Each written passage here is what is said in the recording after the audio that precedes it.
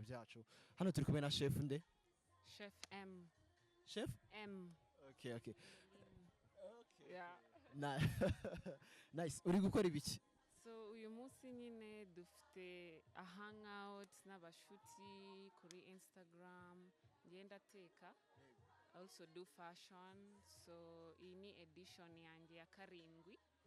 Truc de ouf. Truc de ouf means something crazy. Okay. So basically having some friends, eating, making food live, music, and just having a good time. Turi kubona hari ibintu use ndavuga ngo wokeje reka mvuge ngo ya nari nokeje inyama ubu ngubu nyine ndi no guteka hariya so dufite inkoko itetse mu ifu with some spices dufite beef n'ibintu bya vegetarian kuko we consider everyone abatarya inyama abarya inyama yeah ibintu wokeje se ni inyama z'inkoko ni ubu ngubu ni inyama like ribs. Okay. Yeah. Imbavu.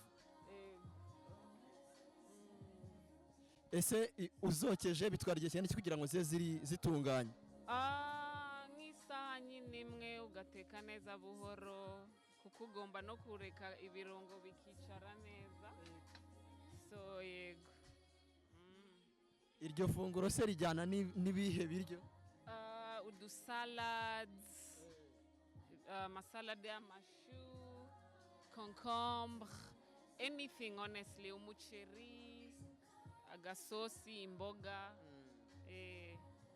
ibintu byo guteka ariko bya kinyamwuga ubimazemo igihe kingana iki honestly nagaru kuvuga ko ari umwuga ngewe I tried mainstream restaurants zisanzwe ariko the pressure is too much the pressure ubushyuhe I don't like it ngewe mba mu Faransa so I'm mostly a private chef so aho kugira ngo nyine nkore muri pressure ngewe nkora uwo munsi nyine tuhinduramo restaurant for the day for the night and then cook different food ibiryo by'ahantu hose depends with the theme of the day. Nk'umutetsi se buriya umuntu yakibaza kugira ngo umuntu arye ifunguro riryoshye rimeze neza ubundi abasabwa iki urumva balance I think you should balance nimba harimo inyama harimo nk'umuceri cyangwa makaroni n'imboga urumva imboga ni ikintu kiri très important kandi imboga ntago zibiha nuko abantu baziteka nabi burya imboga zihishijwe cyane zirabiha kandi uburi no gutamo nutrients so iyo harimo akantu nyine uhekenye ukumva so indyo nziza nyine ni isahani irimo balance to know a bit of everything. Umuntu ugiye kusura umuntu ni iki kintu yakuzibanira ukavuga uti wa muntu we kabisa uranyemeje umutekeye agutekeye anekeye ngiye nkunda ibiryo urya ukumvamo ibirungo nyine za magiza hano erega magi ntabwo ariyo yonyine haba harimo spices hari curry paprika iyo nyine ndiye nkumva the flavor is good mba numva umutima nyine ari neza ni ibintu mu by'ukuri buri wese atajya ahereza agaciro ariko buriya guteka ifunguro abantu bakaryishimira biba ari ikintu cyiza ariko se nkawe n'iki kintu witaho cyane mbere yo gutekera abantu by'umwihariko gutya ni hangout y'abantu benshi n'iki kintu witaho kugira ngo ibintu ndibuze kubahereza bize kuba biri sawa urumva deja nukuntu kugira ngo abantu bishimira ahantu nukuntu wahateguye maybe like gutaka there's always a story mu tuntu watatse if you're good at paying attention and details utuntu duto shanga kubona akantu hano kavuga akunda kino akunda gutya so deja like the environment nimba ahantu hatatse neza hari very welcoming and yeah icyo nicyo cyambere and then now the food can come later and of which abantu barabikunda ibiryo bino bintu mba ndi gukora urumva ni the 7th edition. I've been doing them in Nairobi so kuko ntabinaha nyine arokona abantu babireba bakabishima kavuga can you do one in Kigali so this is the second one in Kigali we did one on the 4th of October abantu barabyishimira cyane so we gave them another one this one irarangira umwaka irafunga umwaka. Ni sawa cyane. Dishes cyangwa se inteko zo mu Faransa no mu Rwanda uzisobanura ute? Ni inteko zitandukaniye kuki zimeze gute muri rusange? Okay, njyewe urumva like Ubufaransa hari dishes zitandukanye. We have Asian, Indian, Lebanese, African. Ni nk'iriye funguro ry'Abafaransa ubundi muri make munakubajije aryo? Njyewe navuga bayita gratin pomme de terre. Ni ibirayi bikaswemo nyine very duto y'ukuntu, and then harimo cheese, cream, bitetswe mu ifuru. That's mostly like a French dish. Na salads. Gutekera mu Rwanda noneho abanyarwanda bubibona ute? Sorry? Gutekera noneho iyo waje muri societe nyarwanda ahantu mu Rwanda ubona bakunda iki?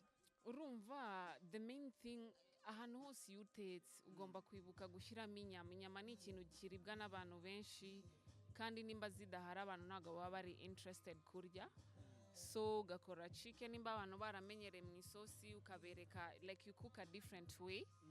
And then niyo gratin pomme de terre narayikoze, people loved it. So I think abantu bari open to tasting something new.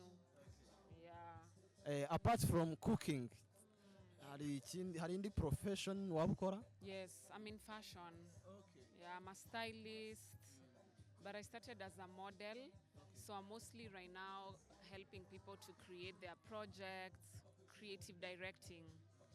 If there's an exhibition, like Maison Inyindi, we work together. That's how we met. I styled for the project Muremni, which was fantastic. We had an exhibition. And yeah, that's how even most of the people who are coming here today, they've known us from other previous projects. How are you able to juggle all those kind of lives? I mean, love, patience. I feel like if you love something, you're able to juggle different things. Also for me, I'm someone who doesn't really put myself into one box. Like I'm not just a chef. I love chefing, but I also love fashion. I also do photography. So there's always a way to juggle things when you love them. You just make time. Of course, it's not easy. Sometimes you can be better at one thing because you don't have time for others. But slowly, love and just being patient for yourself. Dusoza umwana muto yakibaza ngo niki nsabwa? What should I do to be a good fashionist? Honestly, to be a good fashionist, I think wear what you want, wear what you like, put things together. Some people will appreciate it, some will not. But at the end of the day, if you're content, because when you look good, you feel good. Yeah. So I just believe in doing what you want. Even if people won't understand, as long as you feel comfortable, you'll also find your niche. The people who dress like you, people who appreciate how you dress. So just do what you want, as long as you're comfortable. Ni edition ya kabiri uzanye ibi birori mu Rwanda. Ese shall we expect the third edition? Honestly, definitely. I'm not based here, but I'm loving the energy, the feedback, the love from the people, the same people who come back. So definitely there'll be more editions in Kigali in the future. Okay. Wakoze cyane Chef Emelyne.